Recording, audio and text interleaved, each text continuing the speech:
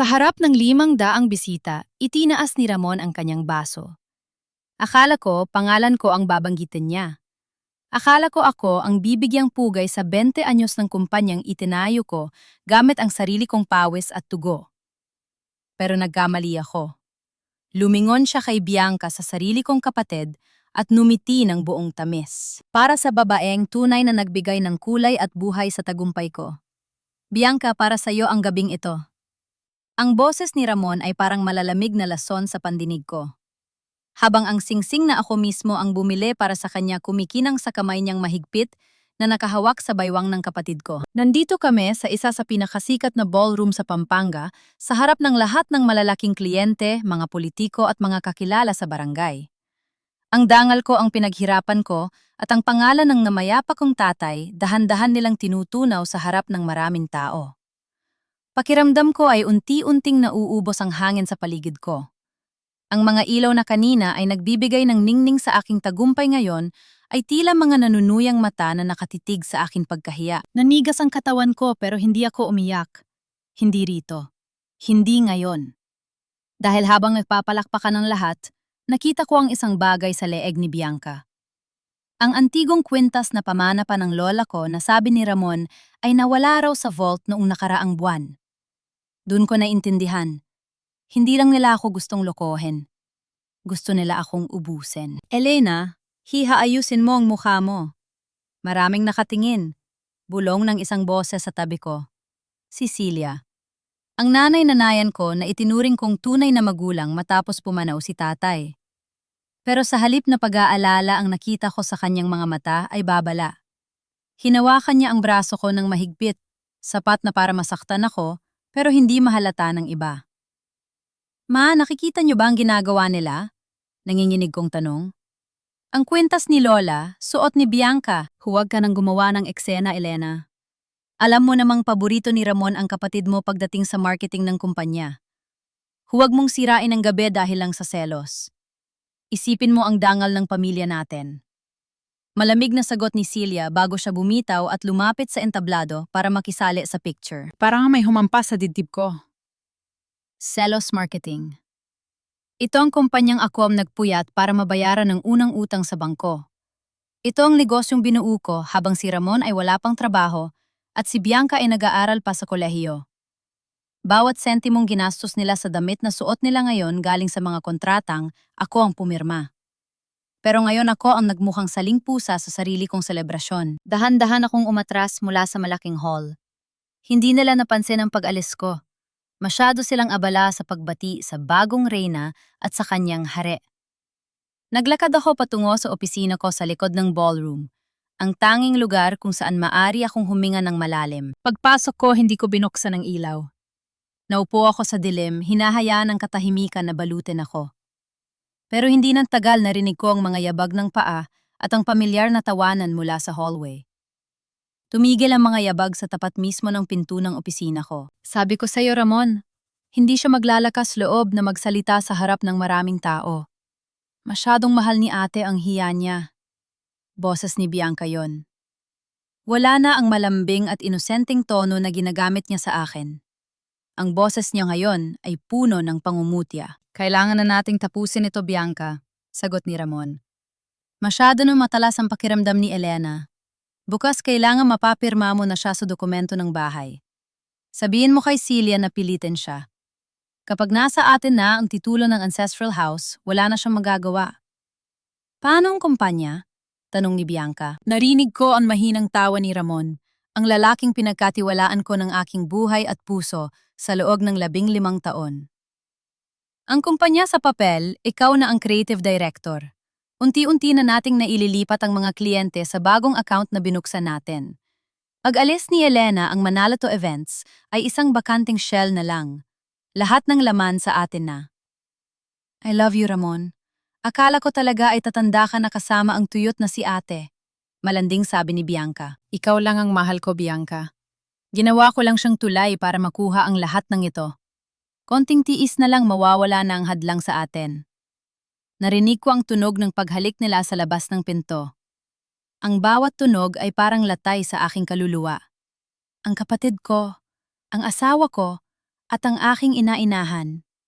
3 taong binuwisan ko ng buhay ngayon ay nagpaplano kung paano ako itatapon sa kalsada matapos nakawan. Nanatili akong tahimik sa dilim hanggang sa marinig ko ang kanilang paglayo. Ang panginginig ng aking mga kamay ay dahan-dahang napalitan ng isang matinding lamig. Hindi ito ang lamig ng takot, kundi ang lamig ng isang pusong namatay at muling nabuhay para sa isang layunin. Tumayo ako at dahan-dahang binuksan ang ilaw. Tiningnan ko ang sarili ko sa salamin ng opisina. Ang ayos ng buhok ko, ang mamahaling makeup. Ang eleganteng gown, lahat ng ito ay simbolo ng aking pagpapakababa para sa kanila. Kinuha ko ang isang ballpen mula sa mesa at tinitigan ang tumpok ng mga dokumentong inihanda ni Ramon para pirasuhan ko bukas. Gusto niyo ng pirma? Bulong ko sa sarili ko habang ang isang mapait na ngiti ay gumuhit sa aking mga labi. Ibibigay ko sa inyo ang hindi niyo makakalimutan. Hindi ako tatakas. Hindi ako iiyak sa harap nila. Kung akala nila ay nakuha na nila ang lahat, dun sila nagkakamali. Dahil ang pinakamahalagang susi sa Manalato Events at sa Ancestral House ay hinding-hindi nila makukuha sa pamamagitan ng panloloko. Dahan-dahan kong kinuha ang aking cellphone at may dinial na numero. Isang numerong matagal ko nang hindi tinatawagan mula nang mamatay si tatay. Hello, Attorney Santos? Si Elena Manaloto ito. Kailangan nating mag-usap tungkol sa huling habilin ni tatay. Na yun na. Paglabas ko ng opisina, nandoon pa rin ang inay ng party. Pero sa pagkakataong ito, hindi na ako ang biktima. Ako na ang manganggaso. Sa pag-ikot ko sa kanto ng hallway, nakasalubong ko si Celia na mukhang naghahanap sa akin. Elena, saan ka ba nanggaling? Hinahanap ka na ng mga ninong mo para sa toast? Sabi niya. Pilit na pinapanatili ang kanyang perfect mother image. Tiningnan ko siya ng diretso sa mga mata. Isang tingin na tila ba ngayon ko lang siya nakilala ng husto? Huwag kayong mag-alala, ma. Handa na ako. Handa na akong ibigay sa kanila ang nararapat para sa gabing ito. Mabuti naman at natauhan ka na, kampanteng sabi ni Celia. Hindi napapansin ang talim sa aking boses. Naglakad ako pabalik sa ballroom. Habang papalapit ako sa entablado, nakita ko si Ramon at Bianca na magkatabi tila mga bida sa isang pelikulang sila mismo ang sumulat. Pero hindi nila alam sa bawat hakbang ko unti-unti nang nagbabago ang script. At sa susunod na yugto, sisiguraduhin kong wala silang palakpak na matatanggap. Pagpasok ko muli sa ballroom, ang ingay ng tawanan at kalansing ng mga baso ay tila mga karayom na tumutusok sa aking pandinig. Huminga ako ng malalim, inayos ang aking balikat at isinuot ang maskarang matagal ko ng kabisado, ang maskara ng isang matatag at mapagbigay na Elena Manaloto. Agad akong nilapitan ni Ramon. May dala siyang baso ng wine at ang kanyang mukha ay bakas ng peking pag-aalala na muntik ko ng paniwalaan noon. Elena, nasaan ka ba galing? Kanina pa kita hinahanap, sabi niya habang inilalagay ang kamay sa aking likuran. Ramdam ko ang panghinginig ng sarili kong balat sa dumi ng kanyang hawak. Masyado ka bang napagod sa pag-aasikaso ng catering? Hayaan mo na ang mga staff, gabi natin ito. Tiningnan ko ang kanyang puting vest. Doon malapit sa kanyang balikat, may maliit at halos hindi mapapansing bahid ng matingtad na pulang lipstick. Yon ang kulay na suot ni Bianca ngayong gabi, ang ruby red na ako pa mismo ang nagregalo sa kanya noong nakaraang buwan dahil sabi niya ay gusto niyang magmukhang palaban. May dumi ang vest mo, Ramon. Malamig kong sabi habang itinaturo ang bahid. Sandaling napatigil si Ramon, bakas ang gulat sa kanyang mga mata. Pero mabilis din siyang nakabawi. Kinuha niya ang kanyang panyo at pilit na binura ang mansa. Ah, ito ba? Siguro ay may nakabunggo sa akin kanina habang nagpapapicture. Alam mo naman ang mga bisita masyadong excited. Talaga? Mukhang seryoso ang pagkakabunggo sa'yo. Dahil pati ang kwintas ni Lola na nawala, biglang lumitaw sa leeg ng kapatid ko. Sagot ko direkta ang tingin sa kanyang mga mata. Tumawa ng pilit si Ramon, isang tawang walang buhay. Elena, nagkakamali ka. Imitation lang ang suot ni Bianca. Gusto lang yung magmukhang elegante gaya mo, kaya naghanap siya ng katulad nung kay Lola. Huwag ka namang masyadong paranoid. Nakakahiya sa mga bisita. Paranoid.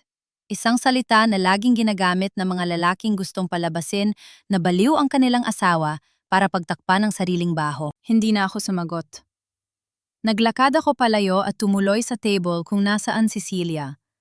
Nakaupo siya doon, reynang-reyna ang dating, habang nakikipag-usap sa mga kumare niya. Na makita niya ako agad, siyang nagpaalam sa mga kausap at hinila ako sa isang sulok ng garden, malayo sa mga matang mapanghusga. Elena, ano ba itong naririnig ko? Kay Ramon, inuusisa mo raw ang kwintas ni Bianca. Pagalit na bulong ni Celia. Sinabi ko na sa'yo, huwag kang gagawa ng eksena. Alam mo ba kung gaano kahalaga ang imahe natin sa mga kliyente? May imahe pa rin ba ang mahalaga sa inyo kahit alam ninyong niloloko na ako ng sarili kong asawa at kapatid? Nanginginig ang boses ko sa pigil na galit. Nakita ko sila, ma, narinig ko sila, Napatigil si Celia. pero hindi ko nakitaan ng pagsisisi ang kanyang mukha. Sa halip isang mapait na buntong hininga ang pinakawala niya. Elena, makinig ka sa akin. Ang buhay ay hindi parang mga fairy tale na ino-organize mo sa mga kasal. Minsan, kailangan magpikit mata para sa mas malaking kabutihan. Bianca is young, she's confused. At si Ramon, lalaki lang yan natutukso. Pero sa huli, ikaw pa rin ang asawa. Ikaw ang may hawak ng kumpanya. So kailangan kong tanggapin na lang na ginagawa nila akong tanga sa sarili kong bahay. Hinawakan ni Celia ang magkabila kong kamay. Ang kanyang hawak ay tila mga gapos ng utang na loob na ilang dekada ko ng pasan. Isipin mo ang lahat ng sakripisyong ginawa ko para sa inyo ni Bianca noong mamatay ang tatay mo. Akala mo ba madaling magpalaki ng dalawang batang, hindi ko naman kadugo ang isa? Pero itinuring kitang anak, Elena. Ngayon, hinihiling ko lang na wag mong sirain ang pamilyang ito. Wag mong ipahiya ang kapatid mo. Isipin mo ang utang na loob mo sa akin at sa tatay mo. Utang na loob. Ang paboritong armas ni Celia. Ginamit niya ito para makuha ang perang iniwan ni tatay. Ginamit niya ito para mapilitan akong pag-aralin si Bianca sa pinakamahal na eskwelahan. At ngayon, ginagamit niya ito para manahimik ako sa sarili kong kamatayan. Tapos ng party, ma. Gusto ka nang umuwi. Tangi na sabi ko. Ang biyahe pa uwi sa aming ancestral house sa San Fernando ay puno ng nakabibinging katahimikan. Si Ramon ang nagmamaneho habang si Bianca ay nasa backseat abala sa pag-scroll sa kanyang cellphone, tila walang nangyaring masama. Paminsan-minsan nakikita ko sa rearview mirror ang palitan nila ng tingin ni Ramon, mga tinging puno ng lihem at pagnanasa. Pagdating sa bahay agad na pumasok si Bianca sa kanyang kwarto. Pero bago yan humalik pa siya sa pisiniko. Good night, ate. Thank you for tonight. Ang ganda ng party mo. Ang bawat salita niya ay parang uod na gumagapang sa balat ko. Pumasok ako sa aming silid ni Ramon. Inumpisahan ko ng tanggalin ang aking mga alahas nang lapitan niya ako mula sa likod. Niyakap niya ako at ibinaon ang mukha sa aking leeg. Elena, sorry kung naramdaman mong naisantabi ka kanina. Alam mo namang ikaw ang reyna ng buhay ko, di ba? Bulong niya ang amoy ng alak, at pabango ni Bianca ay magkahalong humahalimuyak sa kanyang hininga. Humarap ako sa kanya, pilit na ngumingiti. Ayos lang, Ramon. Pagod lang talaga ako. Marami pa tayong dapat asikasuhin sa opisina bukas, di ba? Yung mga dokumentong sinasabi mo. Oo. Yung tungkol sa expansion ng kumpanya. Kailangan ko lang ng pirma mo para sa credit line expansion. Para mas lumaki pa ang Manalo to Events. Mabilis niyang sagot, bakas ang sigla sa kanyang boses dahil akala niya ay nauto niya ako. Sige, bukas na bukas din titingnan ko. Sabi ko bago humiga at tumalikod sa kanya. Nagkunwari akong tulog, pero ang bawat pandinig ko ay nakatutok sa bawat galaw niya. Nang marinig ko ang mahimbing niyang hilahil, dahan-dahan akong bumangon. Kinuha ko ang kanyang laptop at ang briefcase na laging daladala niya. Pumunta ako sa library. Ang silid na data ay puno ng mga libro ni tatay. Pero ngayon ay naging tambakan na ng mga file ni Ramon. Doon sa ilalim ng mga lumang folder, may nakita akong isang envelope na may selyo ng bangko. Dali-dali ko itong binuksan. Ang aking puso ay tila gustong tumalon palabas ng aking dibdib. Hindi ito expansion line. Isa itong final notice of foreclosure. Ang aming ancestral house, ang bahay na itinayo ng lolo ko ang bahay, kung saan nalagutan ng hininga ang tatay ko ay ginawang collateral ni Ramon sa isang utang na hindi ko alam. At dahil hindi nababayaran ang mga interes na katakda na itong kunin ng bangko sa loob ng 30 araw. Hindi lang yon. May mga dokumento rin doon ng paglilipat ng pondo mula sa main account ng Manalo to Events patungo sa isang personal account sa pangalan ni Bianca Santos. Napakapit ako sa mesa para hindi matumba. Ang aking asawa ay hindi lang ako niloloko sa kama. Unti-unti na rin niyang pinapatay ang lahat ng pinaghirapan ko. Habang ako ay nagtatrabaho ng 12 oras sa isang araw para sa kinabukasan ng pamilyang ito, sila naman ay abala sa paghuhukay ng aking libingan. Isang mahinang kaluskos ang narinig ko mula sa pinto. Agad kong itinago ang dokumento sa ilalim ng aking suot na robe. Doon sa dilim ng hallway nakatayo si Celia. Nakasandal siya sa pinto, tinitingnan ako ng may halong panunure. Bakit gising ka pa, Elena? At anong ginagawa mo sa mga gamit ng asawa mo? Tanong niya, ang boses ay puno ng hinala. Tumingin ako sa kanya. Pilit na pinapakalma ang aking paghinga. May hinahanap lang akong resibo para sa catering kanina, ma. Ayaw ko kasi magkaroon ng problema sa liquidation. Lumapit si Celia sa akin. Sa liwanag ng buwan na tumatago sa bintana ang kanyang mukha, ay parang isang maskarang gawa sa bato. Elena, wag mong subukang maging mas matalino sa amin. Sinabi ko na sa'yo, manatili ka sa pwesto mo. Ang papel mo ay maging mabuting asawa at mabuting anak. Huwag mong pakialaman ang mga bagay na hindi mo na kailangang malaman. Kahit nang ibig sabihin noon ay mawala ang bahay na ito, ma. Muntik ko nang masabi, pero pinigilan ko ang aking dila. Matulog ka na, Elena. Bukas pirmahan mo ang mga papeles na ibibigay ni Ramon. Yon ang tanging paraan para manatiling tahimik ang buhay natin. Huling habilin niya bago tumalikod at maglakad palayo. Naiwan akong mag-isa sa library, yakap ang mga ebidensya ng kanilang kataksilan. Ang sakal ng utang na loob na dati ay nagpapahinuhod sa akin na yon, ay unti-unti nang nagiging lubid na gagamitin ko para higpitan ang laban. Kinuha ko ang aking phone at tiningnan ang message ni Attorney Santos. I have the original will, Elena. Your father knew this would happen. Meet me tomorrow at the old church in Guagua. Don't let anyone follow you. Hinawakan ko ang aking dibdib. Bukas hindi lang pirma ang ibibigay ko. Bukas sisiguraduhin kong ang bawat kasinungalingang itinanim nila ay lalago bilang sarili nilang parusa. Maaga akong nagising bago pa man tumilaok ang mga manok sa likod ng aming bakuran. Siniguro kong mahimbing pa ang tulog ni Ramon bago ako dahan-dahang bumangon. Sa harap ng salamin, tinitigan ko ang aking sarili. Wala na ang kislap ng saya kagabi, tanging ang pamumutla ng isang babaeng pasan ang mundo ang natira. Nagsuot ako ng simpleng bestido at malaking sunglasses. Ngayong umaga, hindi ako ang sikat na wedding planner ng Pampanga. Ako ay isang anak na naghahanap ng katarungan. Saan ka pupunta ng ganito kaaga? Napatigil ako sa pinto ng kusina. Nandoon si Celia, may hawak na tasa ng kape.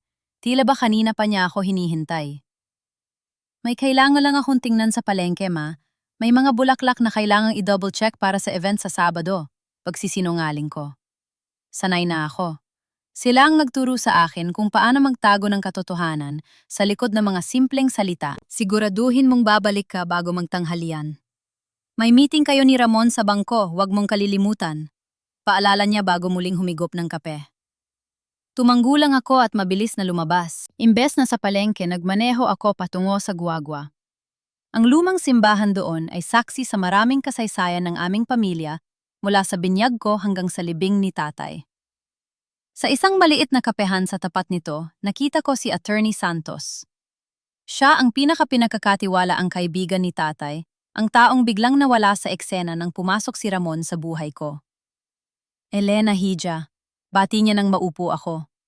Malungkot ang kanyang mga mata. Akala ko ay hindi mo na ako tatawagan. Attorney, pasensya na po. Masyado akong nabulag. Direkta kong sabi. Nakita ko ang notice ng foreclosure. Ano po ang mangyayari sa mga iniwan ni tatay? Inilabas ni Attorney Santos ang isang makapal na folder. Ito ang dahilan kung bakit ako pinalayo ni Celia at Ramon pagkatapos mamatay ni Lucas. Elena, ang iyong ama, ay hindi kailanman nagtiwala kay Ramon. Alam niya ang bisyo nito sa pagsusugal bago pa man kayo ikasal. Ano? Halos mapatayo ako. Bakit hindi niyo sinabi sa akin? Sinubukan niya, Elena. Pero noong panahong yon, masyado kang selyado ng pagmamahal. Ang huling habilin ni Lucas ay may mga kondisyon. Ang kumpanya at ang bahay ay hindi maaring ibenta o isanla nang wala ang iyong pirma na dumaan sa aking opisina. Pero ang mga dokumentong hawak ng bangko ngayon, may pirma mo, Elena, at hindi ito dumaan sa akin. Inabot niya ang isang kopya ng loan agreement.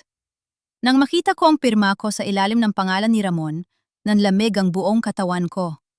Ang bawat kurba, bawat tuldok kamukhang-kamukha ng sulat ko. Pero alam ko sa sarili ko, hindi ko ito pinirmahan. Forgery, bulong ko. At hindi lang iyon, dagdag ni Attorney Santos. May nadiskubre akong kumpanya ang Diamond Events. Registered ito sa pangalan ni Bianca Santos. Pero ang pondo na ginagamit nila, galing sa main account ng Manalo to Events. Unti-unti nilang nililipat ang mga kliyente mo doon, habang ikaw ang nagbabayad ng mga bills at utang. Napahawak ako sa aking ulo. Ang sakit ay tila isang malakas na dagok na hindi tumitigil. Ang kumpanyang Diamond Events ay ang kumpanyang laging nababanggit ni Bianca na maliit na sideline lang daw niya para makatuton sa gastusin. Yun pala ang sarili ko mismong dugo ang sumisipsip sa kabuhayan ko. Anong dapat kong gawin, attorney? Kailangan nating patunayan na peke ang mga pirma. Pero mangangailangan yun ng panahon. Sa ngayon, kailangan mong magpanggap, Elena. Huwag mong ipapaalam na alam mo na ang lahat. At ito, inabot niya ang isang maliit na susi. Ito ang susi sa safe deposit box ni Lucas sa bangko sa Manila. Hindi ito alam ni Celia. Nandoon ang orihinal na diwal. Iligtas mo ang bahay niyo, Elena. Yon ang huling alaala ng iyong ama. Pag-alis ko sa simbahan, dumaan muna ako sa isang maliit na sari-sari store sa kanto kung saan madalas kaming bumili ni tatay ng sagot gulaman noong bata pa ako. Tiningnan ko ang mga batang naglalaro sa kalsada. Simple lang ang buhay noon. Walang traidor, walang kasinungalingan. Doon ko naintindihan kung bakit ako kailangang lumaban. Hindi para sa pera, kundi para sa dangan ng pangalang Manalo to. Pagbalik ko sa opisina ng Manalo to event sa Angeles, sinalubong ako ng isang tanawing nagpataas ng aking presyon. Si Bianca, nakaupo sa aking swivel chair. Nakapatong ang mga paa sa mesa habang may kausap sa telepono. Yes, ma'am. Under Diamond Events po tayo, mas mura ang package kaysa sa Manalo to, pero kami rin ang gagawa. Don't worry, si Ate Elena naman ay retiring na, kaya sa akin na lahat ng expertise niya. Sabi ni Bianca, sabay tawa ng malakas. Hindi niya napansin ang pagpasok ko. Nanatili akong nakatayo sa pinto, tinitingnan ng kapatid na itinuring kong anak. Ang sapatos na suot niya, ang relo sa kanyang bisig, lahat yon ay galing sa bulsa ko. Magandang umaga, Bianca. Mukhang komportable ka na sa upuan ko. Malamig kong sabi. Mabilis na ibinaba ni Bianca ang kanyang mga paa at nagkunwaring nag-ayos ng mga papeles. Ate, kanina ka pa? Akala ko'y nasa palengke ka. Tapos na ako sa palengke. At tapos na rin ako sa pakikinig sa mga sales talk mo. Lumapit ako sa kanya at kinuha ang folder na hawak niya. Retiring na pala ako. Hindi ko alam na ikaw na ang nagdedesisyon para sa buhay ko. Tumayo si Bianca na wala ang takot sa kanyang muka at napalitan ng pamilyar na kayabangan. Ate, let's be real. Masyado ka ng stress. Masyado ka ng matanda para sa ganitong pressure. Look at you, palagi kang pagod. Sabi ni Ramon baka kailangan mo ng mag-long vacation. Kami nang bahala dito. Kayo ni Ramon. Ngumiti ako, isang ngiting kasing talim ng labaha. Ang bilis nyo namang magplano para sa akin. Parang kagabi lang ay nagsasaya tayo ngayon ay gusto nyo na akong paalisin. Lumapit si Bianca. Sa akin ang amoy ng kanyang pabango ay tila amoy ng pagtataksil. Ate, isipin mo na lang nga pabor ito para sa'yo. Ayaw mo namang mapahiya kapag nalaman ng mga tao na ang Manalo to Events ay baon na sa utang. 'Di ba maupo ka na lang sa ancestral house at maghintay ng allowance mula sa amin? Allowance. Ang kapal ng mukha ng batang ito. Makaalis ka na, Bianca. May trabaho pa ako. Pagtataboy ko sa kanya. Fine. Pero ate, huwag mong kalimutan yung meeting mamaya sa bangko. Sabi ni Ramon kapag hindi ka pumunta, mawawala ang lahat. Choice mo yan, sabi niya bago lumabas ng opisina. Narinig ko pa ang malakas niyang pagtihim habang naglalakad sa hallway. Naiwan akong mag-isa sa opisina. Kinuha ko ang aking laptop at mabilis na binuksan ang history ng mga transactions. Doon ko nakita ang isang malaking halaga na kakatransfer lang ngayong umaga patungo sa account ni Ramon. Isang check para sa isang malaking wedding next month, ang pondo na dapat ay pambayad sa mga supplier. Kung hahayaan ko sila bukas, ay wala na akong kumpanyang babalikan. Biglang bumukas ang pinto at pumasok si Ramon, pawis na pawis at mukhang balisa. Elena, salamat at narito ka na. Kailangan na nating umalis. Yung manager sa bangko naghihintay na para sa pirma mo sa refinancing. Tiningnan ko ang asawa ko, ang lalaking sinabihan kong I do sa harap ng dambana. Ngayon gusto kong sabihin sa kanya na, I will. I will destroy everything you built on my pain. Ramon, bago tayo pumunta sa bangko, may gusto muna akong itanong. Sabi ko habang dahan-dahang binubuksan ang folder na bigay ni Attorney Santos. Ano yun? Nagmamadali tayo, Elena. Pasigaw niyang sabi. Sino si Diamond? At bakit ang mga kliyente ko ay sa kanya nagbabayad? Napatigil si Ramon. Ang kanyang mukha ay nawalan ng kulay, tila nakakita ng multo sa gitna ng tanghali. Ano bang pinagsasabi mo? Baka guni-guni mo lang yan dahil sa pagod. Guni-guni o katotohanang matagal niyo nang itinatago ni Bianca. Huminga ng malalim si Ramon at biglang nagbago ang kanyang ekspresyon. Mula sa pagiging balisa, naging malamig at mapagbanta ang kanyang tingin. Lumapit siya sa akin at hinawakan ang aking panga ng mahigpit. Elena, huwag kang magmalinis. Kung hindi dahil sa akin, wala ang kumpanyang ito. Ngayon, sumama ka sa akin sa bangko at pipirma ka. Dahil kapag hindi mo ginawa yon, sisiguraduhin kong hindi lang ang bahay niyo ang mawawala, kundi pati ang natitirang bait mo. Binitiwan niya ako ng marahas. Magkita tayo sa parking lot sa loob ng 10 minuto. Huwag kang magkakamaling tumakas. Naiwan akong nanininig sa galit at takot. Pero sa loob ng bulsa ng aking bestido, mahigpit kong hinawakan ng susi sa safe deposit box ni tatay. Ang biyahe patungo sa bangko ay tila isang marcha, patungo sa sarili kong bitayan. Hawak ni Ramon ang manibela, nang mahigpit ang kanyang mga mata ay diretso sa kalsada, habang ako ay nakatingin sa labas ng bintana, pinagmamasdan ang mga pamilyar na kalsada ng Angeles, na tila nagiging banyaga sa aking paningin. Elena, kapag tinanong ka ni Mr. Dizon, tumango ka lang. Sabihin mo alam mo ang lahat ng terms. Huwag kang magtatanong ng kung ano-ano. Utos ni Ramon, ang boses ay puno ng otoridad na pilit niyang ipinapataw sa akin. Bakit Ramon? May itinatago ka ba sa mga dokumentong yon? Mahinahon kong tanong kahit na ang puso ko ay nagpupumiglas sa galit. Wala, para ito sa kumpanya Elena, para hindi tayo lumubog. Pasigaw niyang sagot sabay hinto ng sasakyan sa tapat ng bangko. Sa loob ng opisina ni Mr. Dizon, ang bank manager, naramdaman ko ang kakaibang kaba. Inilatag ang mga papeles sa harap ko. Ngunit bago ko pa man mahawakan ng ballpen, napansin ko ang isang detalya sa ilalim ng papel. Hindi ito refinancing ng loan ng kumpanya. Isa itong Deed of Absolute Sale para sa aming ancestral house na ang nakalagay na buyer ay isang kumpanyang hindi pamilyar sa akin, ang R&B Holdings. R&B. Ramon at Bianca. Nanlamig ang buong pagkatao ko. Ramon, bakit kailangang ibenta ang bahay? Tanong ko sapat na para marinig ni Mr. Dizon. Nagbago ang timpla ng mukha ni Ramon. Hindi yan benta, Elena. Security arrangement lang yan. Pirmahan mo na. Tumingin ako kay Mr. Dizon na tila umiiwas sa aking mga mata. Doon ko napatunayan na maging ang manager na ito ay kasabwat sa panloloko sa akin. Pasensya na, Mr. Dizon. Mukhang nakalimutan ko ang aking marriage certificate at isa pang valid ID sa bahay. Hindi ba't kailangan yon para sa ganito kalaking transaction? Elena, banta ni Ramon sa mahinang boses. Babalik kami bukas, Mr. Dizon. Pasensya na sa abala. Sabi ko sabay tayo at mabilis na lumabas ng bangko. Sa loob ng sasakyan, hindi na nakapagpigil si Ramon. Hinampas niya ang manibela at hinarap ako ng may nanlilisik na mga mata. Ano bang problema mo? Isang pirma na lang, Elena? Gusto mo ba talaga mapalayas tayo sa bahay na yon?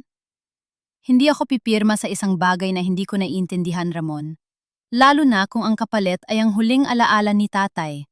Sagot ko ng may paninindigan. Pagdating namin sa bahay, sinalubong kami ni Celia sa pinto. Hindi pa man kami nakakapasok ng tuluyan, agad na siyang nagsalita. Elena, inilipat ko na ang mga gamit mo sa maliit na kwarto sa likod, malapit sa kusina.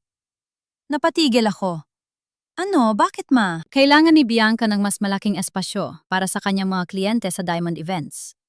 At tutal naman ay parang hindi na kayo nagkakasundo ni Ramon sa master's bedroom, mas mabuting doon ka muna sa kwarto ng mga kasambahay para makapag-isip-isip ka. Isang parusa ito sa pagiging matigas ang ulo mo sa bangko kanina. sabi ni Celia nang walang bahid ng pagsisisi. Ang master's bedroom na pinaghirapan kong iparenovate, ang kwartong saksi sa bawat pagod ko ay ibinigay na nila sa iba.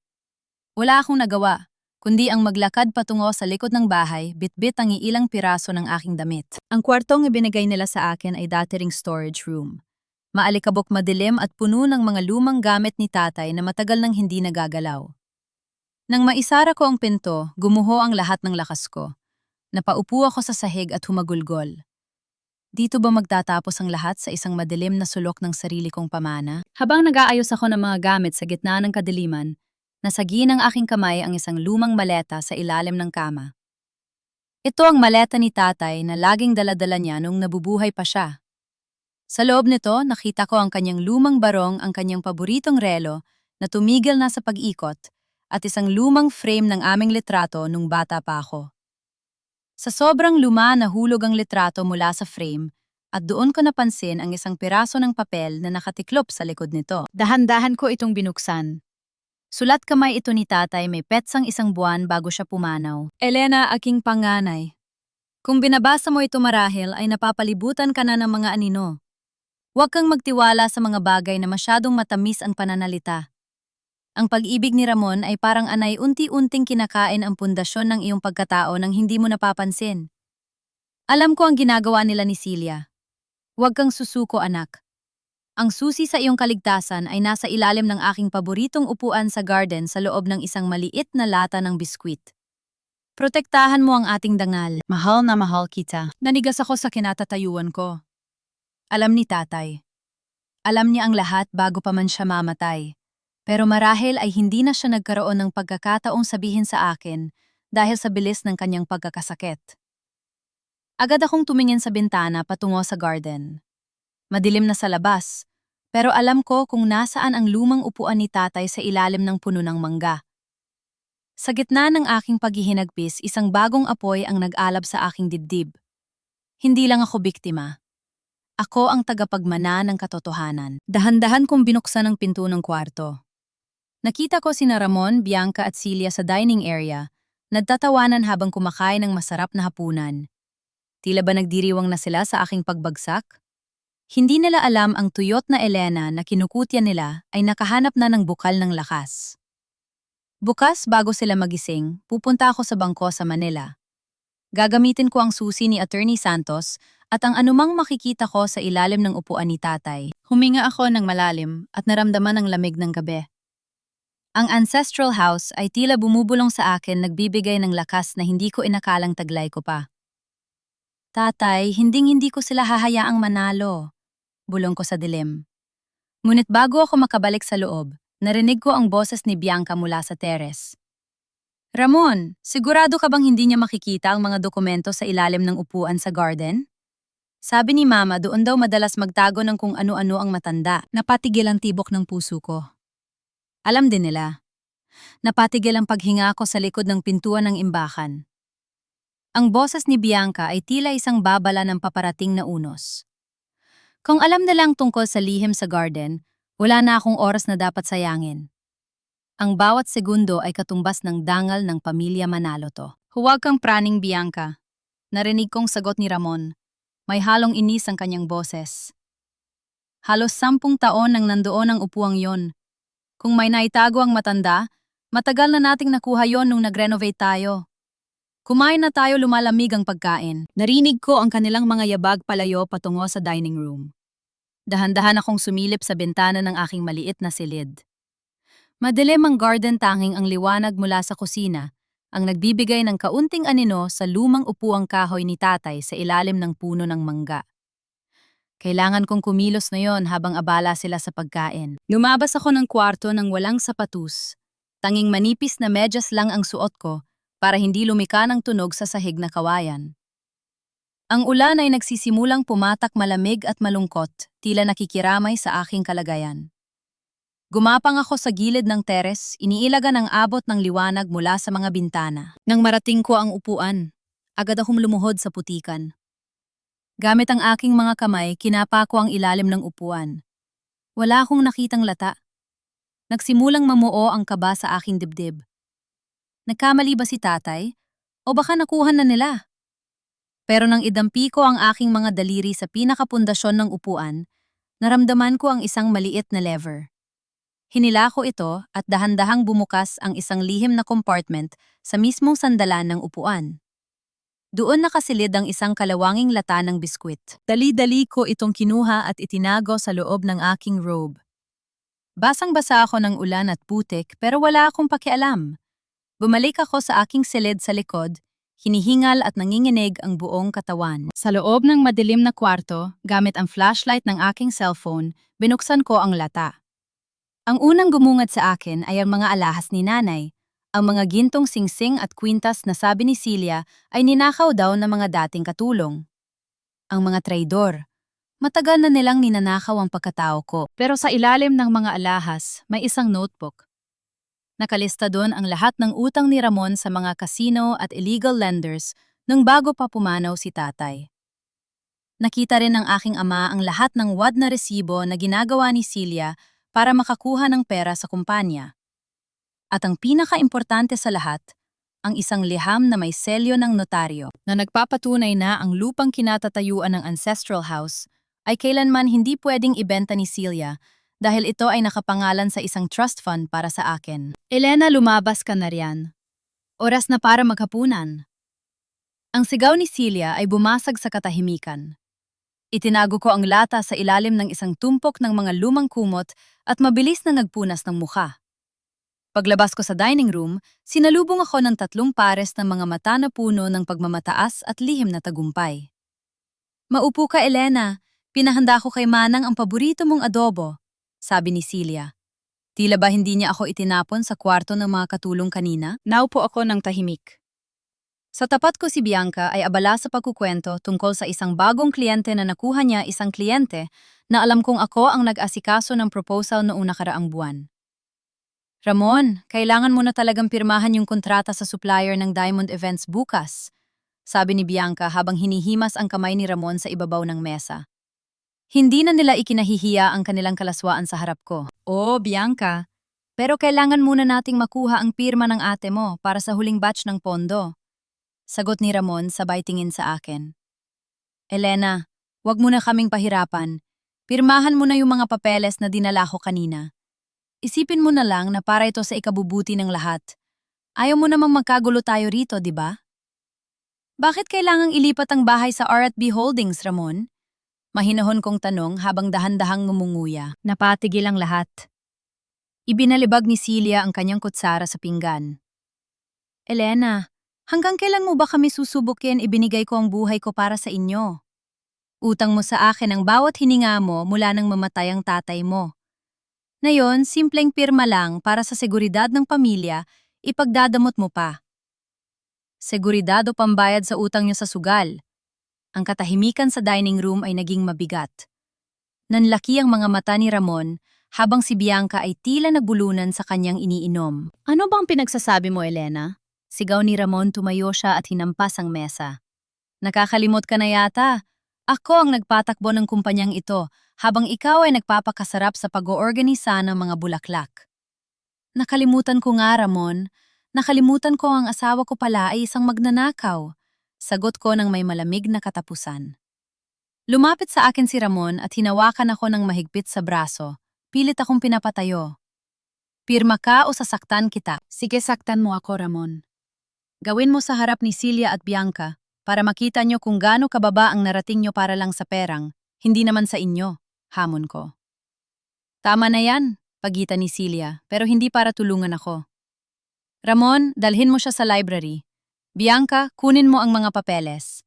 Ngayong gabi pipirma siya sa ayaw man niya o sa gusto. Kinaladkad ako ni Ramon patungo sa library. Wala akong lakas para lumaban physically, pero ang puso ko ay punong-puno ng determinasyon. Pagdating sa loob, ipinatong ni Bianca ang mga dokumento sa mesa at iniabot ang ballpen sa akin. Pirma na, ate, huwag mo nang pahabain ng gabi. Pagkatapos nito, pwede ka nang bumalik sa butas mo. Pangungutya ni Bianca. Tiningnan ko ang dokumento.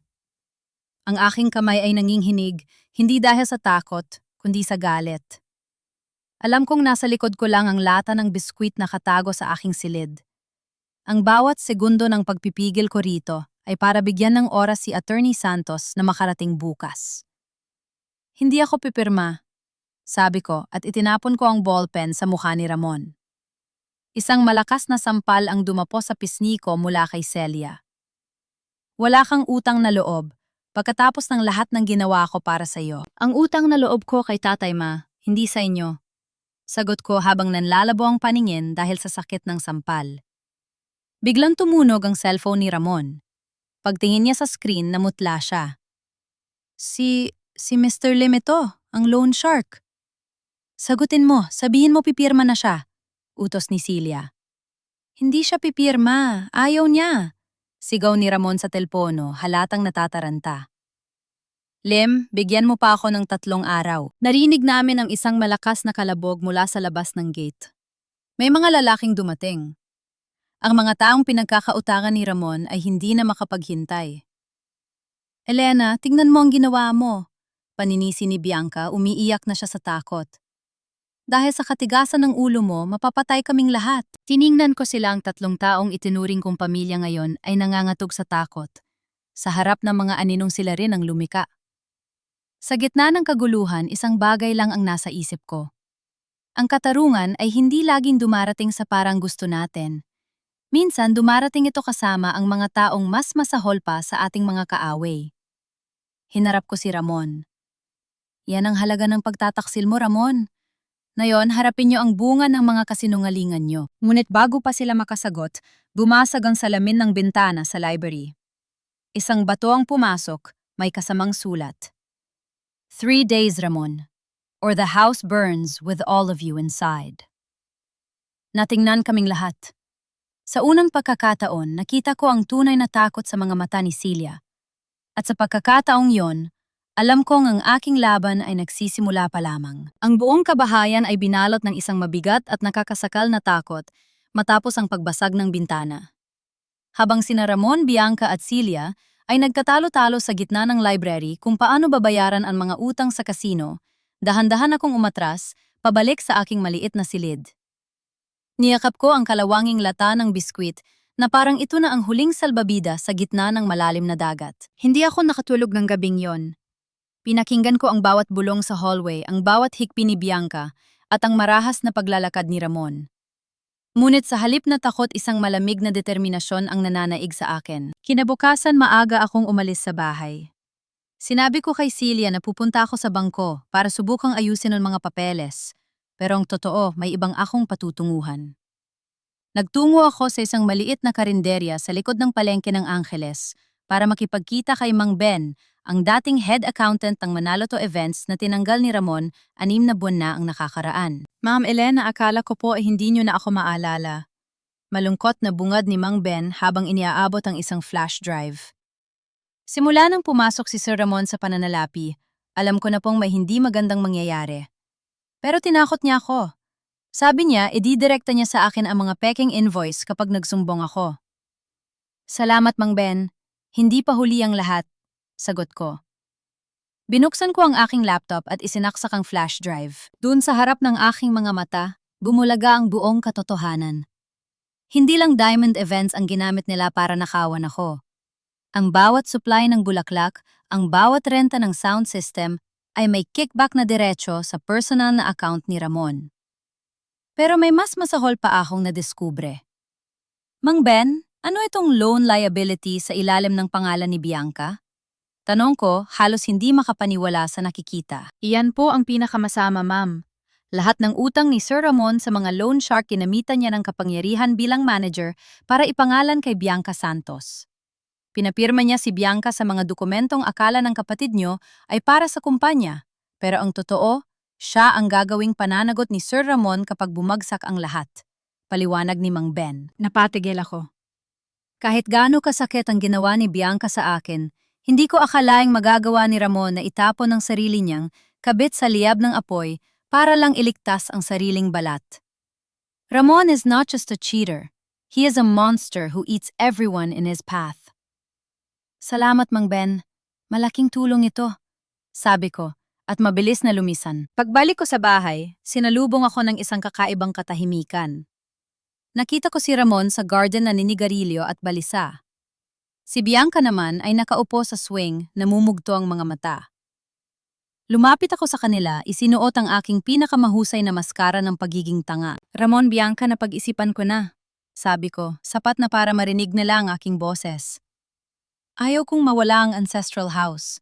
At ayaw kong mapahamak kayo sa mga nananakot na yon. Pipirma ako, pero bigyan niyo ako ng hanggang bukas para ihanda ang lahat. Agad na tumayo si Ramon at niyakap ako.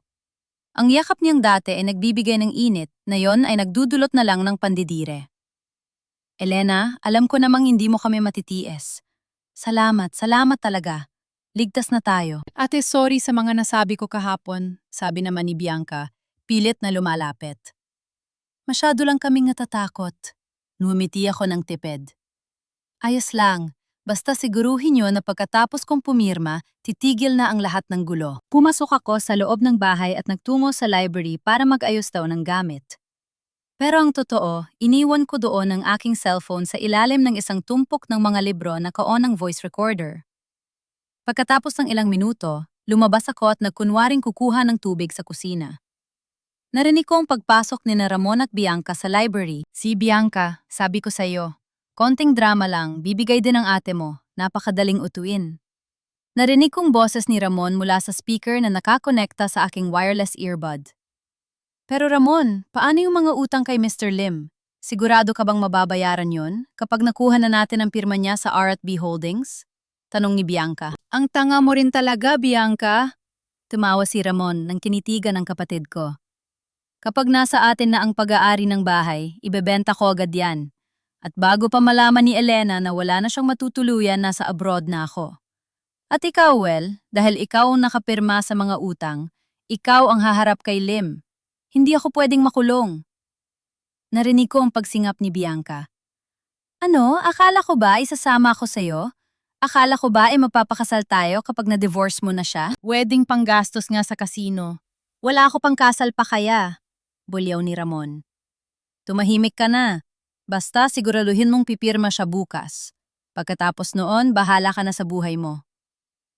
Narinig ko ang malakas na pag-iyak ni Bianca at ang kalabog ng pinto. Mabilis akong bumalik sa library at kinuha ang aking cellphone bago pa sila makabalik. Nangiinig ang aking buong pagkatao. Hindi sa takot, kundi sa galit na nag-uumapaw. Tumingin ako sa frame ng litrato ni tatay na nasa mesa. Tatay, narinig mo ba? Bulong ko. Hindi lang sila mga magnanakaw, sila ay mga ahas na handang tuklawin ang isa't isa. Ngayong gabi, hindi lang ako ang maghahanda. Gagamitin ko ang katotohanang nadiskubre ko para pag-awayin ang mga traidor. Si Bianca na nabulag sa pag-ibig ang magiging pinakamalakas kong alaslaban kay Ramon. Kinuha ko ang aking laptop at ipinadala ang lahat ng ebidensya mula kay Mang Ben at ang voice recording na nakuha ko kay Attorney Santos. Isang mensahe ang natanggap ko mula sa kanya. Elena, the trap is set. Tomorrow at the office meeting, we will end this. Humiga ako sa aking maliit na kama, tinititigan ang kisame ng imbakan. Ang bawat tibok ng puso ko ay tila isang countdown para sa kanilang pagbagsak. Bukas sa harap ng lahat ng kliyente, sa harap ni Celia na nagbulag-bulagan, at sa harap ni Ramon na akala ay siyang hari, ititigil ko na ang tibok ng kanilang mga kasinungalingan. Ang Manalota events ay hindi na muling magiging pugad ng mga hudas. At ang Ancestral House, mananatili itong saksi kung paano bumangon ang isang babaeng minsay inakalang tuyot, ngunit na yon ay may apoy na sa kanyang mga ugat. Ang umaga ay bumukas ng may mabigat na hamog sa paligid ng Ancestral House. Tila ba nakikiramay sa lamig na namumuo sa loob ng aking dibdib. Ngayong araw, hindi na ako mananatiling biktima sa dilim. Hawak ko ang mga dokumentong magpapatunay na ang taong pinili ni Bianca na mahalin ay ang siya ring taong maglulubog sa kanya sa putikan. Nakita ko si Bianca sa teres, nagkakape habang nakatingin sa malayo. Ang kanyang suot ay isang mamahaling seda at sa kanyang leeg ay nagninining pa rin ang kuwentas ni Lola. Lumapit ako sa kanya ng dahan-dahan. Magandang sikat ng araw, 'di ba, Bianca? Tamang-tama para sa isang bagong simula, pambungad ko. Lumingon siya sa akin, may halong pag-aalinlangan sa kanyang mga mata. Ate, akala ko ba ay naghahanda ka na para sa pagpirma mamaya? Naghahanda na ako, Bianca. Pero bago ang lahat, may gusto lang akong ipakita sa iyo. Dahil kahit ano pa ang gawin mo sa akin, kapatid pa rin kita. At ayaw kong makita kang nasasaktan sa huli. sabi ko habang inilalapag ang isang tumpok ng mga papel sa mesa. Ano na naman ito, ate? Kung pananakot na naman ito tungkol kay Ramon. Wag na. Mahal namin ang isa't isa. Inis niyang sabi. Basahin mo, Bianca. Wag mong tingnan ang mukha ko. Tingnan mo ang mga pirma.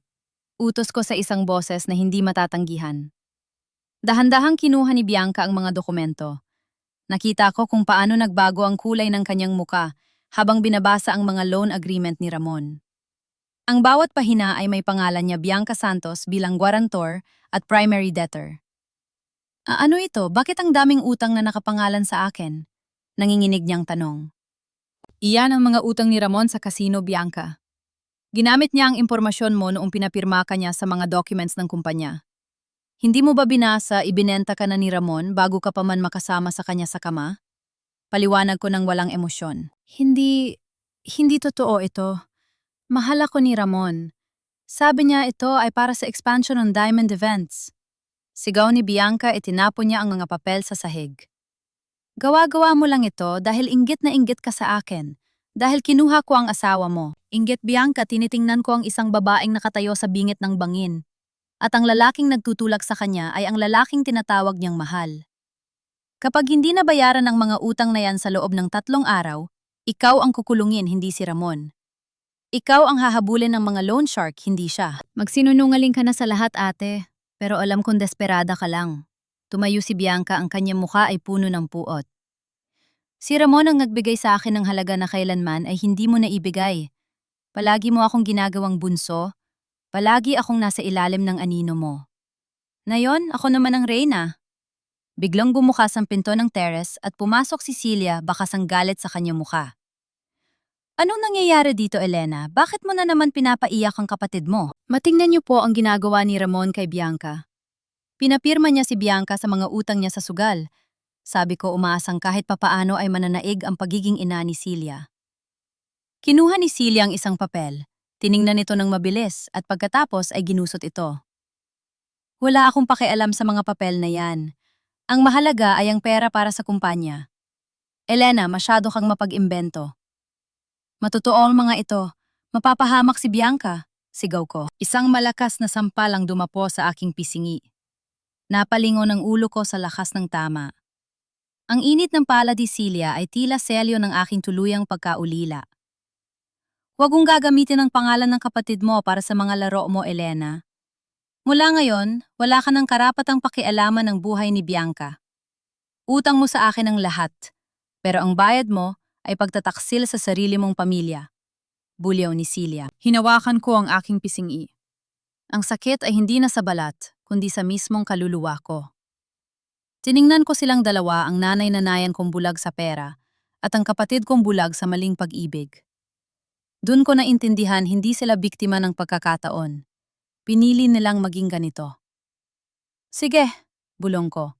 Kung yan ang gusto nyo, huwag niyo akong sisisihin kapag dumating ang oras na kailangan niyo ng magbayad. Wala kaming dapat bayaran dahil kami ang mananalo. Huling hirit ni Bianca bago sila pumasok sa loob, iniwan akong mag-isa sa teres. Pagkalipas ng 1 oras, habang nag-aayos ako ng aking mga gamit sa maliit na silid, narinig ko ang anunsyo ni Ramon mula sa sala. Nagpatawag siya ng mga staff mula sa main office ng Manaloto Events. Attention everyone! Narinig kong sigaw ni Ramon, puno ng kagalakan ang kanyang boses. Ngayong hapon, magkakaroon tayo ng isang urgent press conference at meeting sa opisina. We are proud to announce the rebranding of our company. Out with the old, in with the new. Bianca Santos will officially be the new face and CEO of the restructured Manaloto Diamond Events. Narinig ko ang mahihinang palakpakan marahil ay mula sa mga staff na takot kay Ramon. At ang dating CEO, narinig kong tanong ng isang staff. Si Elena, well, she's taking an indefinite leave for health reasons. Masyado na siyang napagod. Sagot ni Ramon sabay tawa. Dahan-dahan akong lumabas ng aking silid. Nakita ko si Ramon na nakasuot ng kanyang pinakamagandang suit habang si Bianca ay tila isang manika na inaayusan ni Celia. Nang makita nila ako, tinaasan ako ni Bianca ng kilay. Ate, manood ka na lang sa balita mamaya. Para makita mo kung paano ko gagawin ang trabahong akala mo ay ikaw lang ang marunong, pangungutya ni Bianca. Huwag kang mag-alala, Bianca, nandoon ako. Hindi ko palalampasin ang palabas nyo. Sagot ko nang may kakaibang katiyakan. Lumapit sa akin si Ramon at bumulong, "Pumunta ka sa opisina mamaya, Elena. Pipirma ka sa harap ng media. Isang peaceful turnover para sa mga kliyente. Huwag kang gagawa ng kalokohan kung gusto mo pang makitang buo ang ancestral house mo bukas." Nakahanda ng ballpen ko, Ramon. Siguraduhin mo lang na handa ka rin sa pirmahang magaganap, tugon ko. Nang umalis sila patungo sa opisina, naiwan akong mag-isa sa bahay. Tumingin ako sa paligid ng ancestral house. Ang mga alaala ni tatay ay tila nagbibigay sa akin ng huling basbas. Kinuha ko ang aking bag, nandoon ang orihinal na diwal ang notebook ni tatay at ang voice recording ng pagtataksil ni Ramon. Ang ata Elena na laging may paparaya ay patay na. Ang nakatayo rito ngayon ay si Elena Manaloto, ang tunay na tagapagmana, ang tunay na reyna. Sumakay ako sa aking sasakyan at nagmaneho patungo sa kumpanya. Habang nasa daan, tinawagan ko si Attorney Santos. "Attorney, ready the documents, and please make sure the police and the bank representatives are already there before the conference starts." "Copy, Elena. Justice is coming," sagot ni Attorney Santos. Humawak ako ng maigpit sa manibela. Ngayong hapon, ang bagong mukha na ipinagmamalaki ni Ramon ay magiging mukha ng kahihiyan. At ang bawat sampal, bawat pang-aapi at bawat sentimong ninakaw nila ay babalik sa kanila ng 10 ulit. Ang biktima ay tapos na. Ngayon, ang tunay na laban ay magsisimula na. Pagbaba ko sa sasakyan, tumingala ako sa gusali ng Manaloto Events. Ang malaking karatula sa itaas na dati ay simbolo ng danggal ng aking ama. Ngayon, ay may nakadikit ng tarpulin ng Manaloto Diamond Events. Ang kulay na ginto at puti na pinili ko ngayon ay hinaluan na ng matingkad na rosas at itim ang mga kulay ni Bianca. Tila ba isang sugat na pilit tinatakpan ng makulay na bendahe, pero sa loob ay nagnanaknak na ang bulok na katotohanan. Pumasok ako sa lobby. Ang mga staff na dati ay masayang bumabati sa akin na yon ay umiiwas ng tingin. Ang ilan ay bumubulong, ang ilan naman ay bakas ang awa sa kanilang mga mata. Alam nilang lahat na ngayong araw ang reynang nagbigay sa kanila ng trabaho ay nakatakdang patalsikin ng sarili niyang pamilya. "Ma'am Elena, nandiyan na po sila sa conference hall." Bulong ni Sarah, ang aking secretary, na nanatiling tapat sa akin. Maputla siya at nanginginig ang mga kamay. "Ma'am, huwag po kayong tutuloy. Pinapirma na nila ang lahat ng suppliers sa mga bagong kontrata. Wala na po tayong kakampi." Hinawakan ko ang kamay ni Sarah at pinisil ito. "Huwag kang mag-alala, Sarah. Ang katotohanan ay hindi nangangailangan ng maraming kampi. Kailangan lang itong mailabas." Naglakad ako patungo sa conference hall. Mula sa labas, naririnig ko ang malakas na boses ni Ramon. Masigla puno ng tiwala at tila ba siya ang pinakamatagumpay na lalaki sa buong Pampanga. "Today we bridge the gap between tradition and innovation," anunsyo ni Ramon. "Manaloto Events is evolving, and leading this evolution is none other than our new CEO, the brilliant and beautiful Bianca Santos." Sumunod ang palakpakan. Binuksan ko ang pinto ng dahan-dahan. Ang hall ay puno ng mga miyembro ng lokal na media, mga kliyente at mga socialite ng probinsya. Sa gitna ng stage, nakatayo si Bianca, suot ang isang kumikinang na puting gown na tila ba ikakasal siya. Sa tabi niya ay si Ramon, na parang isang haring nag-aalay ng kaharian sa kanyang reyna. At sa gilid, nandoon si Celia, nakasuot ng terno, mayabang na nakangiti sa mga kamera. Nang makita nila ako, sandaling napatigil ang palakpakan. Ang mga kamera ay mabilis na humarap sa akin. Nakita ko ang biglang pagbabago sa mukha ni Ramon mula sa kagalakan, naging babala ang kanyang tingin. "And here's the woman who started it all," bawi ni Ramon, pilit na pinapanatili ang kanyang charisma. "My wife, Elena Manaloto, who has decided to pass the torch due to her fragile health. Elena, please come up here on stage." Naglakad ako patungo sa stage. Bawat hakbang ko ay tila isang huling martsa. Nang makatayo ako sa tabi ni Ramon, bumulong siya sa akin habang nakangiti pa rin sa mga kamera. "Pirmahan mo na ang turnover deed na yan din, Elena. Huwag mong ipahiya ang sarili mo sa harap ng media. Gawin mo ito ng tahimik at hahayaan kitang manirahan sa ancestral house hanggat gusto mo." Banta niya. Inabot ni Bianca ang isang fountain pen sa akin. Ang kanyang mga mata ay nagniningning sa tagumpay. Ate, your signature is the final piece of the puzzle. Give it to us and you can finally rest. Kinuha ko ang ballpen. Tinitigan ko ang dokumento sa harap ko. Ito ang Turnover of Assets and Voluntary Resignation. Kapag pinirmahan ko ito, mawawala sa akin ang kumpanya, ang lahat ng kliyente at ang karapatang bawiin ng anumang ninakaw nila. Tumingin ako sa mga reporter. Gusto niyo po ba talagang malaman kung bakit ako magre-retire? Napatigil si Ramon. Elena, ano bang ginagawa mo? Gusto niyo po ba talagang malaman ang sikreto sa likod ng Diamond sa bagong pangalan ng kumpanyang ito? Pagpapatuloy ko, pinalakas ko ang aking boses para marinig ng lahat. Elena, enough! Sigaw ni Celia mula sa gilid, pero huli na. Ang Diamond Events ay itinayo gamit ang perang ninakaw sa Manaloto Events. Sigaw ko habang inilalabas ang mga photocopy ng mga bank transfers mula sa aking folder. At ang bagong CEO nyo, hindi siya tagapagmana. Siya ay isang ahas na nakihati sa kama ng asawa ko, habang ako ay nagtatrabaho para sa kinabukasan ng pamilyang ito. Nagkagulo ang mga reporter. Ang mga flash ng kamera ay naging mabilis. Namutla si Bianca at napakapit sa rostrum. Nagsisinungaling siya, masyado na siyang stress, kaya kung ano-ano ang sinasabi niya, sigaw ni Ramon sa media. Security, ilabas niyo ang babaeng ito. Sandali lang! Isang baritono at maautoridad na boses ang narinig mula sa likod. Pumasok si Attorney Santos kasamang 2 lalaking nakabarong at 3 pulis. I am Attorney Arturo Santos, the legal executor of Lucas Manaloto's estate. And I have here the original notarized last will and testament of the late Lucas Manaloto. Napatigil ang mga security. Ang hall ay binalot ng isang nakabibinging katahimikan. Ayon sa diwal na ito, ang Manaloto Events at ang Ancestral House ay kailanman hindi maaring ilipat ibenta o isanla ng walang written consent mula sa akin bilang executor. Paliwanag ni Attorney Santos habang itinataas ang dokumento. At ang mga pirma ni Elena Manaloto na ginamit nyo sa inyong mga loans at contracts, we have an expert from the NBI to prove that those are all forgeries. Hindi totoo yan, peke ang diwal na yan, bulyaw ni Celia. Lumapit siya at tinangkang agawin ng papel pero hinarang siya ng pulis. At meron pa tayong isa pang mahalagang impormasyon. Dagdag ko habang tinititigan si Bianca. Bianca, alam mo ba na ang mahal mong si Ramon ay pinapirma ka sa mga utang sa loan shark na nagkakahalaga ng 20 milyong piso? Na sa sandaling makuha niya ang pirma ko ngayon, tatakasan ka niya at iiwang mag-isa para harapin ang mga taong gustong pumatay sa iyo. Lumingon si Bianca kay Ramon. Ramon, anong sinasabi ni ate? Hindi totoo yun, di ba? Hindi makatingin si Ramon. Ang kanyang katawan ay nanginhinig sa galit at takot.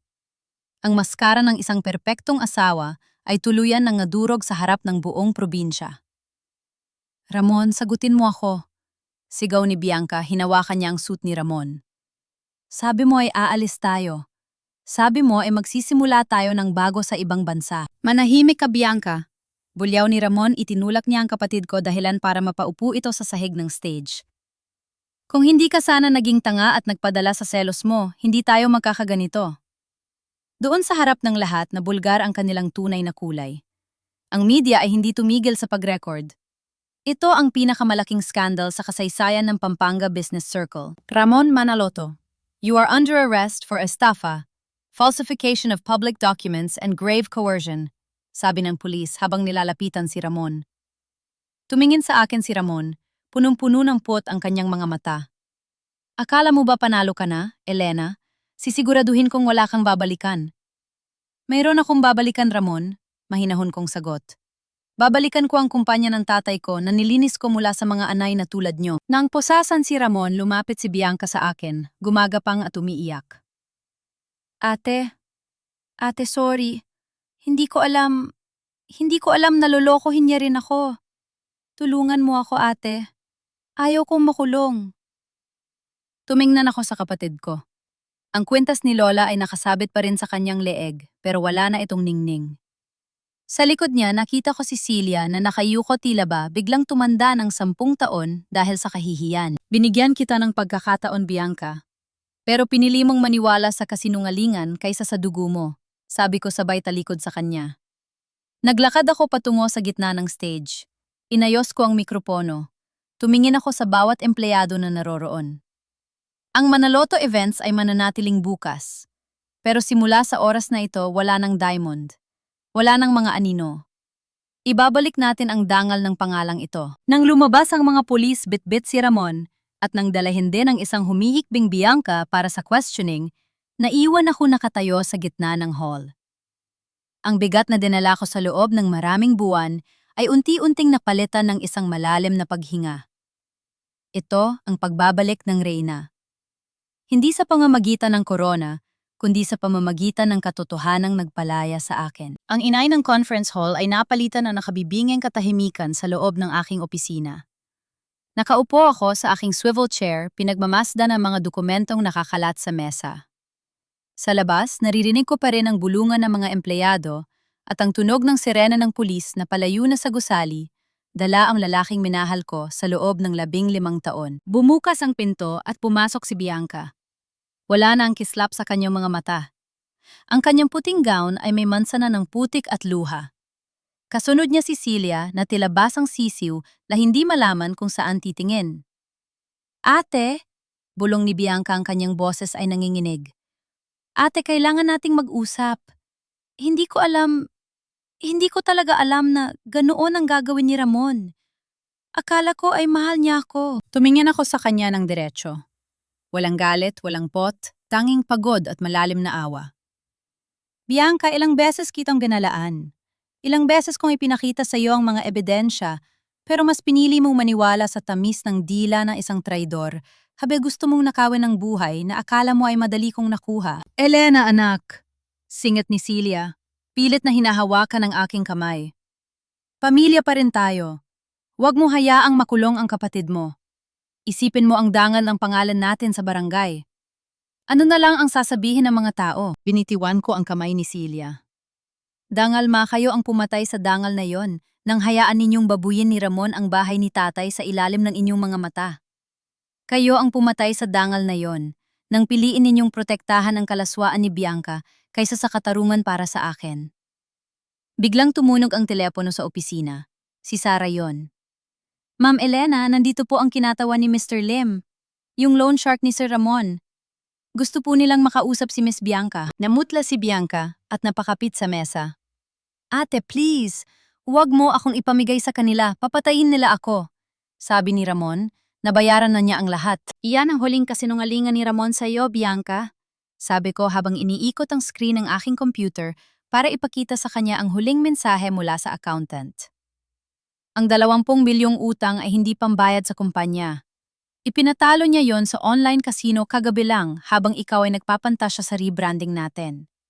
At ang pirma mo sa loan agreement, iyon ang gagamitin nila para kunin ang lahat ng meron ka. Magawin niyo ang paraan, tulungan niyo ako. Sigaw ni Bianca kay Celia. Napayo ko si Celia. Wala akong pera, Bianca. Ang lahat ng kinuha ko sa kumpanya ay naibigay ko na rin kay Ramon para sa mga investments na sinasabi niya. Doon ko nakita ang tunay na mukha ng pagkatalo. 2 babaeng naging sakim na yon ay kinakain ng sarili nilang mga desisyon. Ate, parang awa mo na. Pirmahan mo na yung pondo. Iligtas mo ako. Pagmamakaawa ni Bianca habang lumuluhod sa harap ko. Kapatid mo ako, di ba? Sabi ni tatay, alagaan natin ang isa't isa. Ginamit mo ang pangalan ni tatay para sa sarili mong kapakanan? Sagot ko ng may di matitinag na boses. Ang kumpanya ay hindi na maglalabas ng kahit 1 sentimo para sa utang ni Ramon. At ang ancestral house, na yung hapon din ibabalik ko ang lahat ng gamit ninyo sa dati ninyong tinitirhan sa probinsya. Ang bahay na yon ay mananatiling alaala ni tatay at hindi na kayo kailanman tatapak doon. Palalayasin mo kami? Gulat na tanong ni Celia. Saan kami pupunta? Wala kaming matitirhan. Binigyan ko kayo ng lahat, ma. Pero ang isinukli nyo ay pananaksak sa likod. Nayon, mararanasan nyo kung paano mabuhay nang wala ang manaloto na kinapitan ninyo ng matagal. Sabi ko habang binubuksan ang pinto ng opisina. Attorney Santos, please escort them out. At ibigay nyo sa mga pulis ang lahat ng recordings ng pag-amin ni Bianca tungkol sa pakikipagsabuatan niya kay Ramon sa pamimeke ng mga dokumento. Ate, hayop ka, wala kang puso. Sigaw ni Bianca habang hinihila siya ng mga security guard. Sana ay mabulok ka sa kumpanyang ito. Mas mabuting mabulok sa kumpanyang pinaghirapan ko kaysa mabulok sa kulungan dahil sa lalaking hindi ka naman minahal. Huling sagot ko bago tuluyang maisara ang pinto. Nang mawala na sila, napasandal ako sa pinto. Nanginghinig ang aking mga tuhod.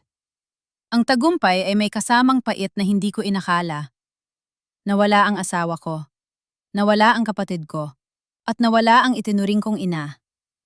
Pero sa unang pagkakataon sa loob ng maraming taon, naramdaman ko ang katahimikan sa aking isip. Lumapit sa akin si Attorney Santos. Elena, tapos na ang unang bahagi. Ramon is facing several non-bailable offenses. Pero kailangan nating harapin ang bangko para sa foreclosure ng bahay. May sapat ka bang pondo? Kinuha ko ang orihinal na diwal ni tatay at ang notebook na nakuha ko sa garden. Attorney, may iniwan si tatay na trust fund para sa akin na hindi alam ni Celia. Sapat ito para mabayaran ang lahat ng utang na ginawa ni Ramon at para muling itayo ang Manaloto events. Tatay knew. He knew I would be strong enough to face this. Naglakad ako patungo sa bintana at tiningnan ang kalangitan ng Pampanga. Ang ulan ay tumila na at ang sikat ng araw ay unti-unti nang sumisilip sa mga ulap. Sarah! Tawag ko sa aking secretary sa intercom. Yes, ma'am. I cancel mo ang lahat ng appointments tungkol sa rebranding at pakitawagan ang lahat ng mga kliyente na niloko ni Ramon at Bianca. Sabihin mo si Elena Manaloto ang kakausap sa kanila. Personal kong ayusin ang mga kasal nila. At Sarah? Po, ma'am? Pakitanggal ang tarpulin sa labas. Ibalik niyo ang orihinal na karatula. Ang Manaloto events ay hindi na muling magtatago sa likod ng anumang diamante. Ang kislap natin ay galing sa tunay na serbisyo, hindi sa panloloko. Sa labas, nakita ko ang mga tauhan na nagsisimula ng baklasin ang pangalan ni Bianca sa gusali. Ang bawat pirasong gumabagsak ay tila isang tinik na nabubunot sa aking puso. Ang paghuhukom ay tapos na. Pero ang aking bagong simula ay nagsisimula pa lamang. Ang silid ng pagpupulong sa bangko ay malamig, ngunit ang pawis ni Mr. Dizon, ang branch manager, ay kitang-kita sa ilalim ng mga fluorescent na ilaw. Sa harap niya nakaupo ako kasama si Attorney Santos. Hindi na ako ang babaeng nanginginig sa takot nung huling beses na napunta ako rito. Ngayon ang suot kong pulang suit ay simbolo ng aking muling pagkabuhay. Mr. Dizon, ang mga dokumentong ipinadala namin sa inyong head office ay malinaw. Panimula ni Attorney Santos, inilapag niya ang ulat mula sa NBI. Ang pirma ni Elena Manaloto sa loan agreement ng Ancestral House ay peke. At mayroon kaming ebidensya na nakatanggap ka ng under-the-table payment mula kay Ramon Manaloto para mapabilis ang proseso ng walang kaukulang beripikasyon. Mali po ang inyong akala. Nagkamali lang po ng assessment ang staff ko. Nauutal na sagot ni Mr. Dizon, hindi makatingin sa akin. Ang pagkakamali nyo ay ang akalain na mananatili akong bulag. Sabi ko nang may malamig na katiyakan. Dahil sa pakikipagsabuatan mo, muntik nang mawala ang huling alaala ng tatay ko. Ngayong hapon, ang kasong administratibo at kriminal laban sa iyo ay isasampa na. Mas mabuting ihanda mo na ang iyong resignation dahil sisiguraduhin kong wala ng bangkong tatanggap sa iyo sa buong Pilipinas. Iniwan naming tulala si Mr. Dizon. Habang naglalakad kami palabas, nang bangko'y niabot sa akin ni Attorney Santos ang titulo ng lupa, ang orihinal at malinis na dokumento. Ligtas na ang bahay, Elena, at ang trust fund na iniwan ni Lucas na ilipat na sa iyong pangalan. Wala nang makakahipon nito, sabi ni Attorney Santos. Ngumiti ako pero may isang huling bagay pa akong kailangang gawin para sa aking katahimikan. Sa loob ng detention cell, nakaupo si Ramon sa isang sulok. Wala na ang kanyang mamahaling suit. Suot na niya ang kulay kahel na uniforme ng preso. Ang kanyang buhok ay gulo-gulo, at ang kanyang mga mata ay puno ng galit nang makita ako sa likod ng mga rehas. Nandito ka ba para pagtawanan ako, Elena? Bulyaw niya, lumapit siya sa rehas at hinawakan ito ng mahigpit. Akala mo ba ay habang buhay ako rito? Makakalabas ako at kapag nangyari yon, kukunin ko ang lahat sa'yo. Tinitigan ko siya ng matagal. Doon ko na-realize na ang lalaking kinabaliwan ko noon ay isa lamang maliit at miserableng tao na walang ibang alam kundi manakit. Hindi ako nandito para pagtawanan ka, Ramon. Nandito ako para ibalik sa iyo ang isang bagay na nakalimutan mong ibigay sa akin, sabi ko habang inilalabas ang isang envelope. Ang divorce papers. Pinirmahan ko na. At dahil ang kasal natin ay napatunay ang puno ng panloloko at falsification mula sa simula, ang annulment ay magiging mabilis. Hindi ko pipirmahan yan, asawa mo, Pa rin ako, may karapatan ako sa kumpanya. Sigaw niya tila isang batang nagwawala. Wala ka ng karapatan, Ramon. Maging ang pangalang Manaloto ay tatanggalin ko sa'yo. Mula ngayon, ikaw ay isa na lamang bilang na nakatala sa record ng krimen.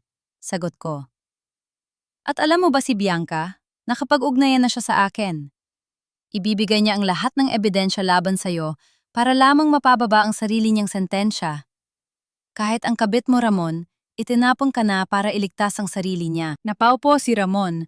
Sa sahig ang kanyang balikat ay bumagsak. Ang kanyang huling alas ay nawala na. Ang katahimikan sa pagitan namin ay punong-puno ng kanyang pagkatalo. Paalam, Ramon! Yan ang huling salitang maririnig mo mula sa akin. Sabi ko, bago tumalikod at maglakad palayo sa madilim na pasilyo ng kulungan. Narinig ko ang kanyang huling pagsigaw, pero hindi na ito umabot sa puso ko. Ang boses niya ay parang hangin na lang na dumadaan. Pag-uwi ko sa ancestral house, nandun ang isang truck ng hakot. Nakita ko si Celia na nakatayo sa harap ng pinto habang si Bianca ay umiiyak sa tabi ng kanyang mga maleta. Ang kanilang mga gamit na dati ay nagkalat sa buong bahay, na yon ay nakasilid na sa mga sako at karton. Elena anak, pakiusap, saan kami pupunta? Pagmamakaawa ni Celia. Kahit sa kwarto na lang ng mga katulong, payagan mo kaming manatili. Matanda na ako, Elena. Huwag mo naman akong itapon sa kalsada. Tumingin ako kay Bianca. Ang kanyang leeg ay wala na ang kwintas ni Lola. Naisauli na ito sa vault kaninang umaga. Ang kanyang muka ay wala ng makeup. Tanging ang pamamaga ng mga mata ang natira. Binigyan ko kayo ng lahat, ma. Pero ang pinili nyo ay ang saktan ako sa pinakamasakit na paraan. Mahinahon kong sabi. Nandyan na ang sasakyan. Dadalin kayo niyan sa maliit na bahay ni tatay sa probinsya sa Pangasinan. Hindi yon mansyon pero may matitirhan kayo. Ibibigay ko ang buwanang allowance nyo para sa pagkain, pero wag na akong tatawagan. Wag na kayong lalapit sa akin o sa kumpanya. Ate, sorry talaga. Nabulag lang ako. Hikbi ni Bianca. Ang pagkabulag ay isang pagpipilian, Bianca. At pinili mong wag makita ang pagmamahal ko sa iyo bilang kapatid, sabi ko. Umalis na kayo, bago ko pa mabago ang isip ko at hayaan kayong mabulok sa hirap. Pinanood ko ang truck habang dahan-dahang lumalabas ng gate. Nang tuluyan na silang mawala sa paningin ko ang ancestral house ay tila muling huminga. Ang bigat na nakadagan sa bawat sulok ng bahay ay nawala na. Pumasok ako sa library at naupo sa paboritong upuan ni tatay. Hinaplos ko ang mesa, ang amoy ng lumang kahoy at papel ay nagbigay sa akin ng kapanatagan. Wala ng mga ahas. Wala ng mga traidor. Kinuha ko ang isang bote ng wine at 2 baso. Binuhusan ko ang isa para sa sarili ko at ang isa ay inilapag ko sa tapat ng litrato ni tatay. Tay, tapos na, bulong ko habang may luhang pumatak sa aking pisingi. Hindi luhang sakit kundi luhang paglaya. Nakuha ko na muli ang lahat at sa pagkakataong ito, wala nang makakaagaw nito sa akin. Uminom ako ng isang lagok. Ang lasa ay matamis, pero may kasamang pait ng nakaraan. Ngunit alam ko sa bawat paglubog ng araw ngayong gabi sa Pampanga, isang mas maliwanag na bukas ang naghihintay para sa Manaloto events. Tumayo ako at naglakad patungo sa balkonahe. Tumingin ako sa malawak na garden kung saan nahanap ko ang susi ng aking tagumpay. Ang hangin ay sariwa. Sa unang pagkakataon sa loob ng maraming taon, narinig ko ang sarili kong tawa, isang mahina pero tunay na halakhak. Hindi ito ang halakhak ng paghihigante. Ito ang huling halakhak ng isang babaeng nahanap ang kanyang tunay na halaga sa gitna ng pagtataksil. Ang reyna ay hindi lang nakabalik sa kanyang trono. Siya ay bumuo ng isang bagong kaharian kung saan ang tanging batas ay ang pagmamahal sa sarili at ang katotohanan. Isang taon ang mabilis na lumipas mula nang ang pangalang Manaloto ay naging laman ng mga usap-usapan sa buong Pampanga. Ngayon, ang mga bulong-bulungan ng iskandalo ay napalitan na ng mga papuri at paghanga. Ang Manaloto events ay hindi lamang muling nakatayo. Ito ay naging simbolo ng katatagan at bagong pag-asa para sa maraming kababaihan sa aming probinsya. Naglalakad ako sa gitna ng isang malawak na garden resort sa Clark. Ngayong araw ay ang pinakamalaking mass wedding na inorganisa ng aking kumpanya, isang libreng serbisyo para sa mga magkasintahang matagal nang nagsasama, ngunit walang kakayahang magpakasal sa simbahan.